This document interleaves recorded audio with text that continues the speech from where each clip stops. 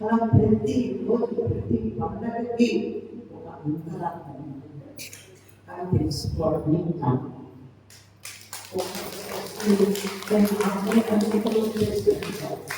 ఎలా మాట్లాడాలి, నేను దైవంగా ఎలా మాట్లాడాలి, ఏ శక్తితో మాట్లాడాలి, ఇవన్నీ నాకు నేర్చుకుంటూ ఎదుగుతూ సరే మనకి గడిచేయండి అలా చాలా చేద్దాం.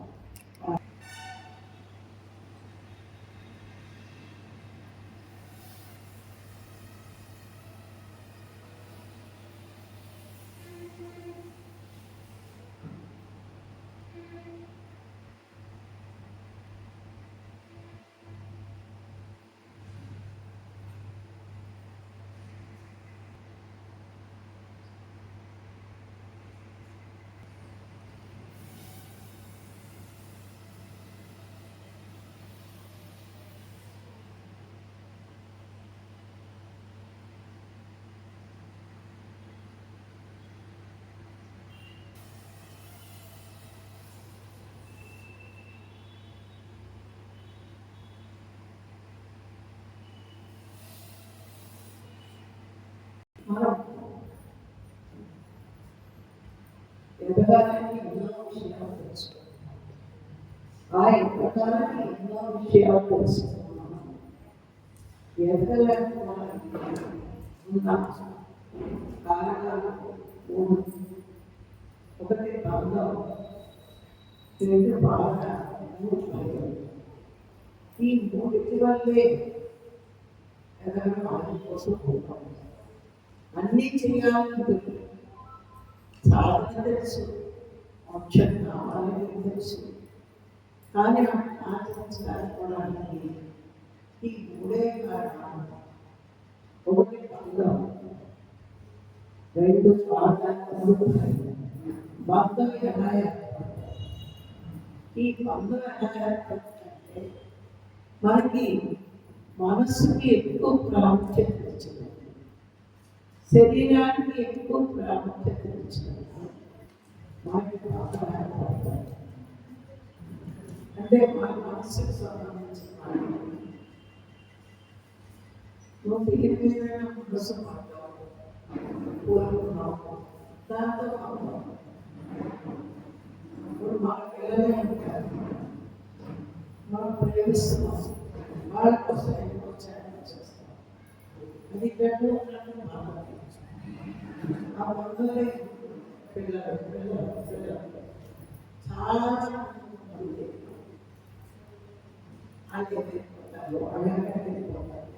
ఒక్కొక్కసారి ఈ పిల్లల కోసం ఎంతో త్యాగం చేస్తూ ఉంటారు. కానీ మనకి ఈ సాధన కూడా మానేసే అంత మొత్తం ఉంది అంటే దీని నుంచి ఎప్పుడు బయటపడతారంటే ఎక్కువ తెలియదు, కానీ ఎలా కుదురుతుందని మాకు.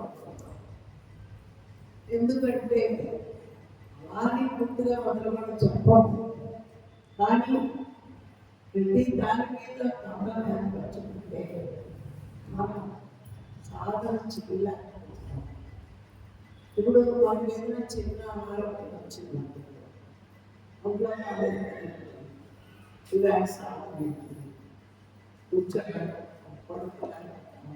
అస్సలు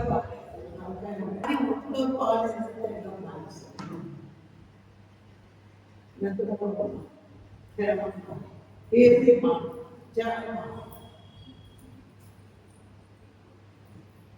అది పాటిస్తాం ఫస్ట్. ఎందుకంటే ఒంట్లో బాగా లేకపోతే పొద్దున్నే చెప్పారు ఆ విచారంతో ఏంటవుతుంది అక్కడ. ఈ శరీరాన్ని ఎలా ఉంచాలో ఆలోచించలేదు. ఎందుకు శరీరాన్ని ఉంచట్లేదు? ఇప్పుడు ఆ శరీరానికి సరి అయిన ఆరాధిస్తే, సాత్వికంగా ఆరాధిస్తే అది ఆధ్యాత్మిక పఠిస్తారు. ఇలాంటి శరీరం అంటే తెలుసుకోవాలి. అందుకే సాత్వికమైన ఆహారం ఇచ్చినప్పుడు ఆత్మవేము తిప్పుతుంది, సత్యమేము తిప్పుతుంది.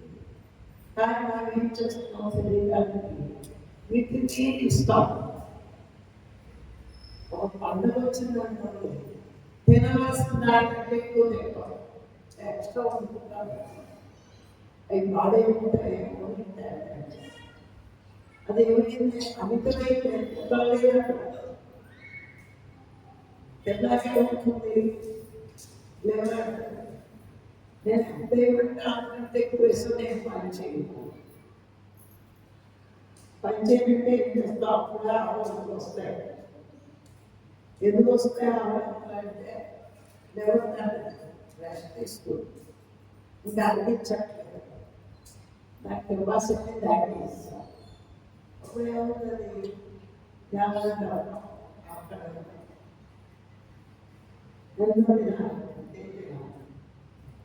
ప్రతిసారి చెప్తూ ఉంటారు, 4 ఇడ్లీ ఆకలి ఉంటే చాలా క్లాస్ పైన 3 ఇడ్లీలు అప్పుడు మీ శరీరం సరిగ్గా ఈ ఇంద్రియాలు, ఈ శరీరం, ఈ మనస్సు ఎలక్ట్గా ఉంటుంది.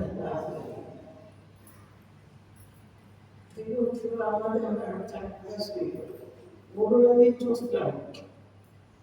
ఈ తెలంగాణ అనిపించడం స్వీట్ నేను దేవుడు దేవుడికి వస్తుంది. అందరినీ కూలి పెట్టి నేనేం చేశానంటే ఇలా అలాగే కూలి పడుతుంది. అదేదో మనమే వస్తే సరిపడుతుందా? గంట చాలా గంట కొడుకుంటారు. అది ఎవరితో ధ్యానం చేసి తిరుగుతున్నాను. చక్కగా ధ్యానం అంటే ఎంత ఆహారో అంత ఆహారం శరీరానికి విషమైపోయింది. మనకి సాధన దగ్గరికి కూర్చోని ఆహారం విషంతో ఒక సాధకుడు విషయం అంటే చచ్చేదే విషయం. పని చేయకపోతే ఆహారమే విషయం. ఇది సాధన లేదు, తెలుసుకున్నా చేయడం. సంపాదించే మార్గం తెలుసుకున్నప్పుడు సంపాదించకపోతే మూర్ఖుడు అంటున్నారు. అవునా? వీటి డబ్బు సంపాదించడం ఇలాంటి ఆ పవనం చేయకుండా ఆయన వదిలేస్తే ఏమంటాం? సమర్పంగా అవి పనులు చేసుకుంటే పడిపోతాయి. డబ్బులు మీద బాగా తెలుసుకున్నాను, కానీ సాధనలు తెలియట్లేదు. ఎంత తినాలో అంత తినాలి. ఆ శరీరాన్ని మంచి విశాలంగా ఉంచాలి. ఆ శరీరానికి విషయం. అందుకే శరీరం చాలా ఉంచాలి. మనసు ఎంత దోషం ఉంది, ఇది నా వాడు, ఇది నాది. గురువు చెప్పినా అందరూ అనుకునే ఉన్నారు. మరి దేని సంస్కారం ఉండట్లేదు. ఇది నా పిల్లలు, నాది, నా వాడు, మా బంధువులు, మా చుట్టాలు, మా ఫ్రెండ్స్. ఇది మనసును పరిశుభ్రం చేస్తుంది. ఆ బంధాన్ని రూపొందించు. ఆ బంధాన్ని దాటి చాలా మంది పిల్లలు పెంచుకొని సార్ ఇద్దరు కూర్చోగలిగితే మనలో కోసం ఇంట్లో ఆగిపోతారు. మీరు గమనించండి, మన ఇలాంటి చదువుతూ ఉంటారు. పిల్లలంటే ఏదో పెంచాలి వచ్చేది, కానీ ఇద్దరు కూర్చోగలిగితే మనకి ఇప్పుడైనా చెప్పుకోవాలి. మన బాధ్యత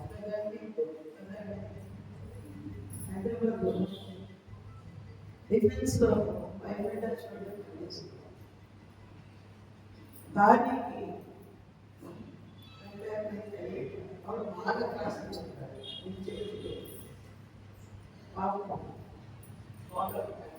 మంచి క్లాసులు చెప్తారు. ఉద్యోగం అప్పుడు ఏం చేసింది క్లాసులు మానేసి ఎక్కడికి వెళ్ళి ఇంట్లో కూర్చొని సాధన లేదు, పిల్లలకు సాధన వాళ్ళంతా ఉద్యోగం చేసి వస్తుంది వీళ్ళ సరే అండి ఒకటే కంటారు ఆడిపెట్టాడు స్కూల్కి వెళ్ళాక నేను హాయిగా ధ్యానం చేయవచ్చు పేరు చూస్తే 6-7 మళ్ళా కార్తీక్ వాడాడు ఆడు స్కూల్కి వెళ్ళిపోయాడు. దీనికి రెస్ట్ వచ్చింది, ఇంకా ధ్యానం చేస్తా ఉంటాయి వాళ్ళ ప్రొటెక్షన్ ఉంటాయి వాళ్ళకి ఇంకోడు ఇంకేమైంది అన్నీ అయిపోయి ఇప్పుడు ఆవిడకోకుండా చేయాల్సిన సాధన అది లేదు ఇది లేదు. ఏమంటే అవసరం చెప్తా ఉన్నా కొంచెం తెచ్చుకోవాలి అన్నీ మనం మాట్లాడేస్తాం. ఎందుకైంది ఇది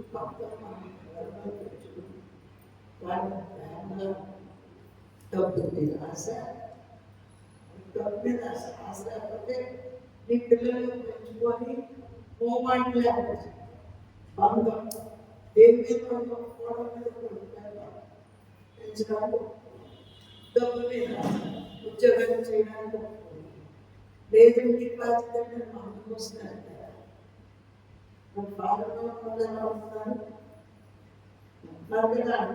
చూసుకుంటాం. ఇక్కడ ఏమైంది బంధం ఏదో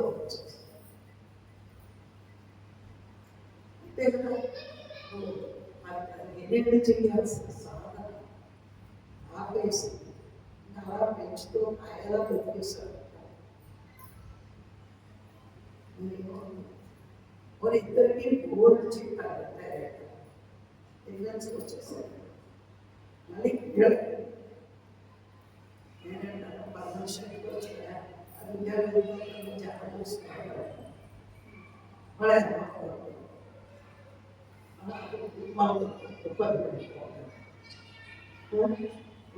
అన్ని కూడా చూడేసి అన్ని కలిసలేదు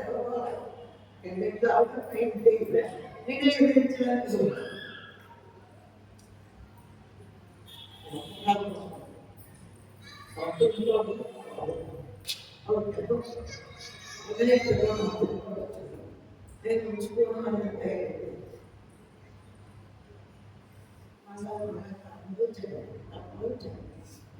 గురువు వచ్చిన వచ్చినానని తెలుసుకున్నా దాటలేనంత భయం మళ్ళీ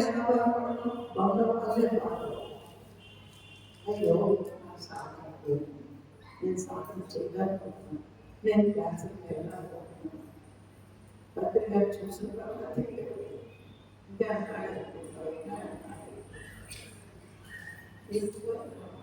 ఒక జిల్లా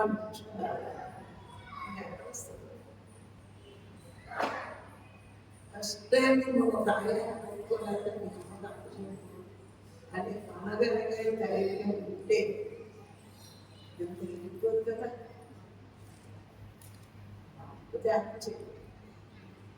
పెంచుకోవచ్చు కదా, భయపడదు అవడానికి భయం చేయలేకపోతున్నాను ఏమన్నా అమ్మాలి అన్న భయం అంటే మనం సాత్వికంగా ఉన్నాము. చూడండి మన మాంసం వెంటనే కూడా మా అడవులు క్లీనవుతుంది. మా అడవులు క్లీన్ అవడానికి 7 సంవత్సరాలు పడుతుంది. 7 సంవత్సరాలు మనం మానేసి మళ్ళా ప్యూర్గా మన అనుభవం తయారవడానికి 7 సంవత్సరాలు కావాలి. ఈ భయం మాత్రం ఎందుకు ప్రవేశించింది? ఎన్నో జీవులు భయపెడుతున్నాం. చెప్పుతున్న ప్రతిసారి ఏమైనా హ్యాపీగా ఎంజాయ్ చేశాయి భయంతో ఉండిపోయాయి. ఆ భయానకరమైన ఆహారం మరి మనకి ఆ భయం ఉంటుంది కదా. ఎలాంటి ఆహారం తిన్నామో అలాంటి మనసే.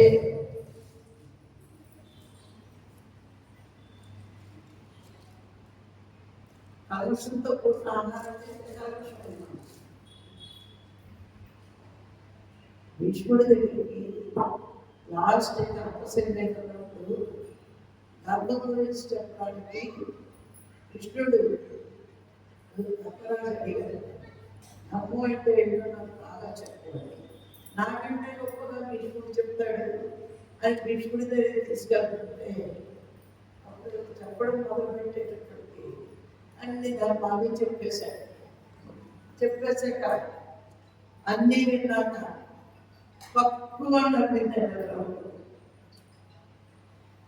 అప్పుడు నువ్వెందుకు నవ్వుతున్నావు తెలుసు, మా ఇంట్లో అడ్డప్పుడు మాట్లాడలేదు, పాండవులు ఒక స్థాయి పెట్టినప్పుడు మాట్లాడలేదు. మరి మేము చెప్పడానికి కదా నాకెప్పుడు మరి భీముడినేమో సముద్రంలో నదిలో చూసేడు, నాలుగు నదిలో ఇవన్నీ వాళ్ళు చేశారు కదా.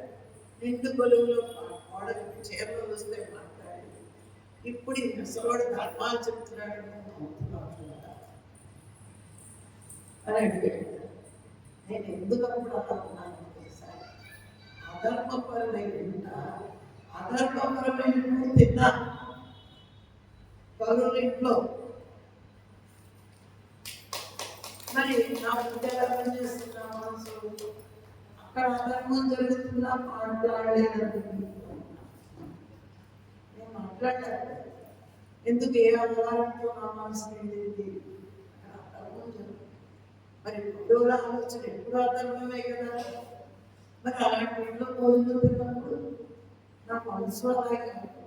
కానీ యుద్ధంలో జరిగిన గాయాల వల్ల నాలో అధర్మమైన అర్థంతా పెరుగుతుంది. ఇప్పుడు శుద్ధరంగమే ఉంది కాబట్టి నేను ధర్మాన్ని చెప్పడానికి అనుకుంది.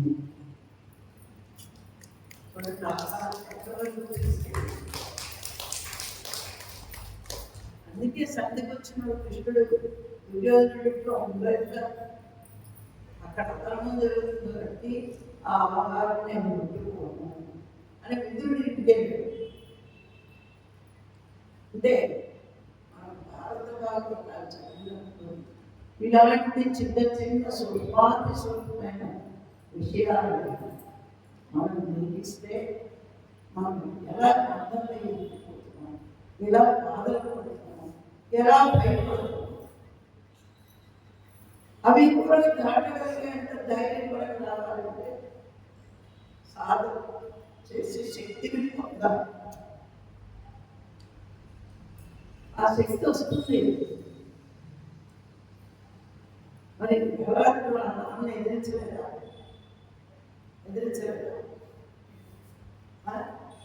దైవం కోసం ఎదిరించాడా లేదా? అంత ధైర్యం ఎలా వచ్చింది? ఆత్మశక్తిలో ఉంది. భగవంతుడిని అంటే అందుకు ఆ ధైర్యం వచ్చింది. ఆయన ఆత్మశక్తి పెంచుకున్నాడు. మరి చిన్న పిల్లవాడు తిరుగుడు ఆ నాన్నవాడు కూర్చోవాలని అడుగులు వెళ్ళి పారిపోయాడు. నేను తప్పు చేసుకుంటాను, నేను చేసుకుంటాను. ఈ కథలన్నీ చదివితే ఏమో వాళ్ళు మనకి ఏ సమస్య వచ్చినా దైవం తప్పించి నీకు కావాల్సిన సమస్య పరిష్కారం దైవం ఏ రూపంలో ఉన్నాడు, ఆత్మగా ఉన్నాడు. ఎలా ప్రయత్నించాలి, నువ్వు పెట్టిన శ్వాస మీద చేయాలి. ఈ బంధాలన్నీ ఏం చేస్తాయంటే భగవంతుడి దగ్గర చేరుకోకుండా మాయ, ఆ మాయ మనసు స్వయంగా మనకి చాలా ఆగిపోతున్నారు. అందుకే ఎప్పుడు కూడా ఆహారం తీసుకునేటప్పుడు చాలా జాగ్రత్తగా ఆహారం తీసుకోవాలి, శరీరాన్ని విషయంగా మాట్లాడాలి. అలాగే మనసుని ఎప్పుడు కూడా మంచి విషయాలు అందించాలి. ధ్యానం చేస్తే మాకు ఎలా ఎదుగుతాం, ధ్యానం వల్ల ఎంత చెయ్యకపోతే కోల్పోతాం. మన జీవితం ఎప్పుడు దుఃఖంగా ఉన్నట్టు సాధారణ లేదు. సాధనమైన జీవితం ఎప్పుడూ గొప్ప. అది ఎప్పుడైతే తెలుసుకుంటామో మనం సాధన మన జీవితంలో ఎప్పుడూ గొప్ప. ఏదైనా ఉపయోగపడగలుగుతాము. మంచి విషయాలు మనసుని సాధనమే పాటిస్తారు. సద్బుద్ధి సరైన జ్ఞానాన్ని అందిస్తారు. చూడండి, మంచి మనసు వచ్చినప్పుడు మంచి బుద్ధి వస్తుంది. ఈ బుద్ధి ఏం చేస్తుంది? నువ్వు 2 కార్యక్రమాలు ఉంటాయి. 3 కార్యక్రమం ఆచారం. మంచి బుద్ధి అయితే ధ్యాన క్లాస్కి వెళ్ళివాడు. అదే చక్క బుద్ధి అయితే ఎప్పుడు ధ్యాన క్లాస్కి వెళ్ళే ఇలా తీసుకొస్తుంది. వచ్చిన మనుషులు ఏం చెప్తారు? ధ్యానం చేయండి, ధ్యానం చేయండి. ఇది ఎప్పుడు ముందే వస్తుంది. ఈ ఫంక్షన్ మాల వస్తుందా అది మనకి చెప్పాలి. అదే కదా సద్బుద్ధి అయితే సత్యుడికి అసత్వమైన ప్రపంచంలో అది మనం తీసుకున్న ఆహారమే శరీరాన్ని పాడు చేస్తుంది, మనసుని పాడు చేస్తుంది, బుద్ధిని పాడు చేస్తుంది. అందుకే యోగం ఆహార విషయం ఇక్కడ చెప్తాం. సాధన లేకపోతే ఏం చేస్తుంది? గతాన్ని చూడండి, జాగ్రత్తలు కాకుండా ప్రతి ఇంట్లో కనిపెట్టారు. ఇక్కడ వెళ్తే 3 రోజులు మాట్లాడారు. ఎందుకు మాట్లాడుతున్నారు? కానీ సాధన జరిగిపోయి తలుచుకుంటాను నా మనసు. అదే రోజు సాధన చేసుకుంటారు, పుస్తకం చదువుతారు, ఏదో ఒకటి మంచి పని చేస్తారు. సాధన ఏం జీవితాలంటే పని ఏంటి? కళ్ళలో చూడాలి, పొద్దున్నే మర్చిపట్టు ధరించుకుంటూ ఎందుకు చెప్పుకుంటారు? వాళ్ళు టైం వేస్ట్ చేస్తున్నాము అన్నది కూడా తెలియదు. అయ్యో జుట్టు వేసిపోతుంది, రాము తెలిసిపోతుంది, కృష్ణారామాయణ కూడా నేను అనుకోలేకపోతున్నాను.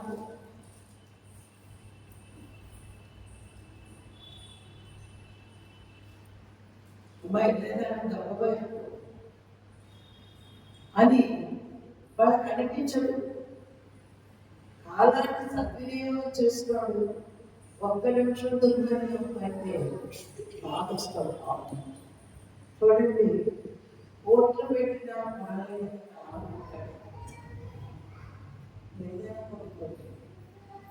కాలాన్ని వెనక్కి తీసుకునే శక్తి. ఆ కాలం ఉన్నప్పుడే మనం సద్వినియోగం చేసుకోవడం అంటే దాన్ని ధ్యానం చేయడం, మంచి జ్ఞానాన్ని పెంచుకునే పుస్తకాలు చదవడం. నువ్వు ఎప్పుడైతే ధ్యానం పెంచుకోవాలని కోరికతో ఉంటావో ఆ ప్రకృతి మనకి ఆ ధ్యానం పెంచే అవకాశాలు అన్నీ ఇస్తాయి. అవునా? ఎప్పుడు పుస్తకం మన పక్కనే ఉంటాయి. మనం చదువుతున్నప్పుడు ఎన్నో విషయాలు మనం ధ్యానం ఒక్కొక్క సంవత్సరాన్ని అదే పుస్తకాన్ని 2 ఏళ్ళు 4 ఏళ్ళు మన అంతరాలు. ఒకటి నా ఫస్ట్లో 10 సార్లు సజెస్ట్ చేసిన పుస్తకాన్ని మాత్రమే పెడతాను. సారీ చదవమంటారు.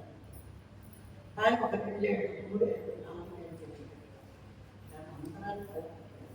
ఎందుకంటే మేము సాధన చేసి మన మేధస్సు పెడితే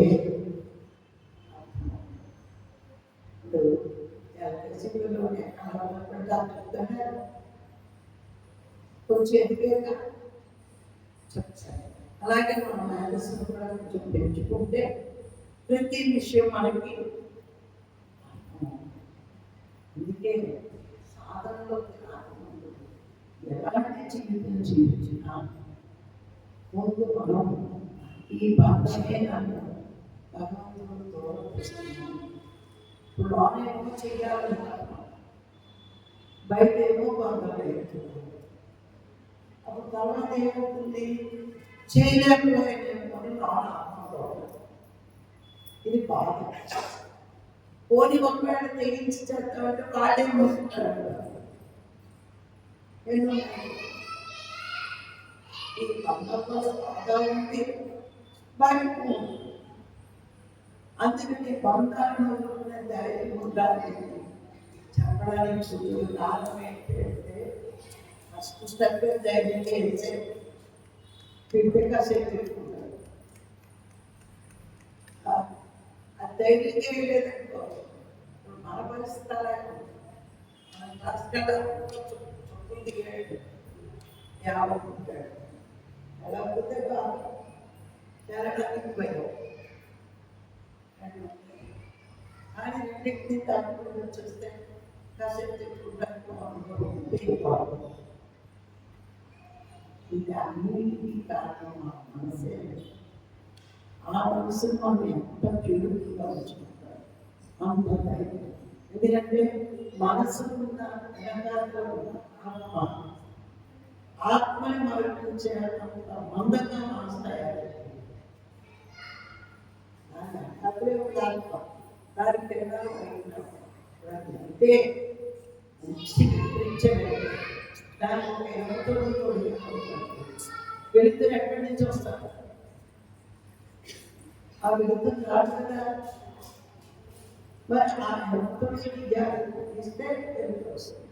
అలాగే భగవంతుడమైన మన ప్రకాశం బయటికి రాకుండా మనసు అని తొడిగేస్తుంది. ఆ కొడుక్కి ఇప్పుడు చూడండి, దానికి ఒక నల్లగుడ్డ కప్పామనుకోండి, కొంచెం నల్లగుడ్డ కప్పితే తెల్లగుడ్డ కప్పితే ఎదురు వస్తుంది. గుడ్డ ఏం చేస్తే అలాగే మన తపోగుణంలో ఉన్నప్పుడు ఒక నల్లగుడ్డలో, రజోగుణంలో ఉన్నప్పుడు ఎర్రగుడ్డలా ఉంటాం, సాత్వికం వస్తే తెల్లగుడ్డలా ఉంటాం. అది కూడా తీసేస్తే శుద్ధ శాతం చేసుకోవడానికి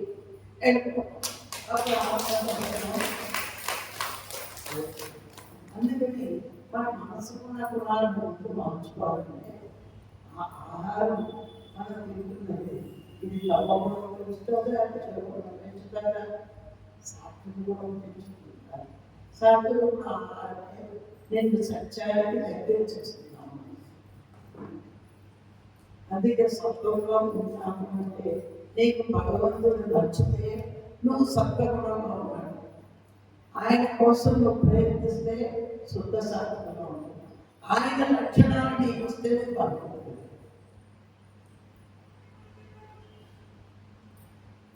సత్వగుణంలోనే సాధన వస్తాం. ఆ సాధన నిరంతరం మనం చేస్తూ లోక కళ్యాణం చెయ్యగలుగుతాం. శుద్ధ సాత్వం ఎవరిని ప్రసాదం అందరినీ ఆత్మగా చూస్తే మనం మనమే దైవాలుగా. అందుకని ఇవన్నీ కూడా ముందు ఆహారమే ముఖ్యం కాబట్టి ఆహారం వల్ల శరీరం కాకుండా బంధాలకు బందీలు కాకుండా సరైన నిర్ణయాలు తీసుకుని బుద్ధిని శుద్ధం చేసి గతం భవిష్యత్తు రెండు ఆలోచించకుండా చిత్తాన్ని వర్తమానంలో ఉంచుకోవాలి. అది కాబట్టి మొదట శ్వాస, ప్రతి శ్వాస అనేది వర్తమానం. పాప శ్వాసన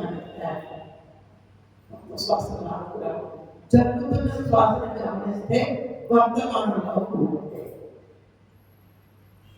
అందుకే పత్రిక ఎన్నో రకాల జనాలు గమనించి శ్వాస మీద చేసే కరెక్ట్ ధ్యానం అని మాట చెప్పడం జరిగింది. ఆయన ఎన్నో రకాలు చూశారు, అన్నీ పరీక్షలు చేశారు. కానీ శ్వాస మీద ధ్యాస ధ్యానం ఇంకొకటి లేదు అని మనకి అది చెప్తారు. అందుకని సరైన ఆహారం, సరైన సాధన, సరైన జ్ఞానం,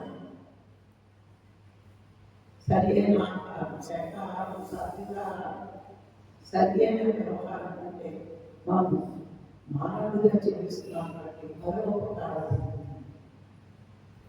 మరి సరి అయిన సాధన శ్వాస, సరి అయిన జ్ఞానం మనం ఆత్మని అందరూ ఆత్మస్తారు. అంతేకాదు ఇది ధ్యానంలో తెలుస్తుందని చెప్పాలి కానీ నువ్వు ధ్యానం చేస్తాయి వస్తాయి ఇవి వస్తాయి అంటే అది సరిగా జ్ఞానం.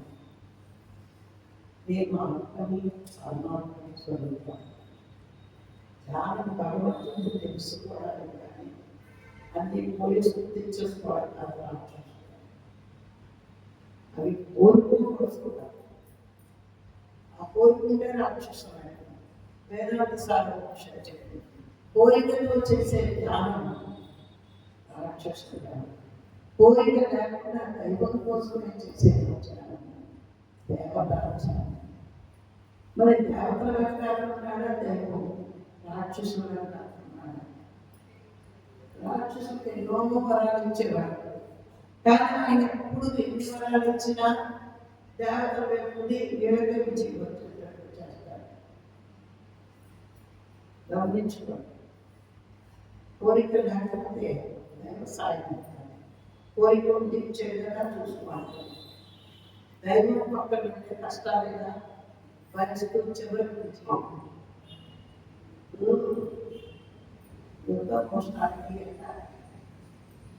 కృష్ణుడి దగ్గరికి దుర్యోధనుడు వస్తాడు, అర్జునుడు వస్తాడు. అర్జునుడు వచ్చినప్పుడు కృష్ణుడు చెప్తాడు, నేను ఒక పక్క ఉంటాను, నా సైన్యం అంతా 6 లక్షల సైన్యం, అది ఒక పక్క ఉంటుంది. నేను కావాలా నా సైన్యం కావాలి. దుర్యోధనుడికి ధైర్యంగా కనిపించదు. వీడేం చేసుకున్నాడు, ఎందుకు ఎదుగుతాడు, సైన్యం ఎక్కుంటే విజయం వస్తుంది. సైన్యాన్ని అర్జునుడు ఏమన్నాడు, ఫస్ట్ కోరిక అర్జునుడే కానీ దుర్యోధన మనసు సైన్యం లేదు. ఆయన అర్జునుడు కోరుకోమని ఎక్కడో తీసుకుంటాడో బాగుంటాడు. కానీ అర్జునుడు ఏమన్నాడు, బాగా నాకు సైన్యం వద్దు, నాకు అక్కడ ఉంటే చాలు. దుర్యోధనుడు వీడు నాకు కావాల్సిన నాకు సైన్యం వచ్చేసింది అని సైన్యం ఉన్న దుర్యోధనుడు దగ్గర దైవం ఉన్న పాండవుల దగ్గర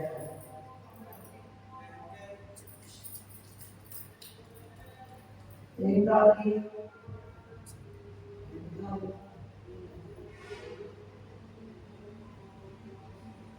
అందుకని మనం ఆత్మని ఆశ్రయిస్తే అన్నీ పొందుతాం. ఆత్మను ఆశ్రయించుకున్నారు. మరి మాట తెలిసిన రకరకాలు చేసుకుంటే ఆత్మని ఆశ్రయించే మార్గమే శ్వాస మీద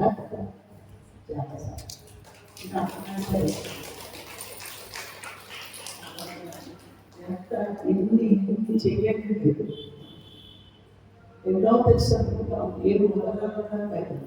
మీరు ఎన్ని కార్యక్రమాలు చేసినా ధ్యానం చేయకపోతే మన జీవితంలో పోతున్నాక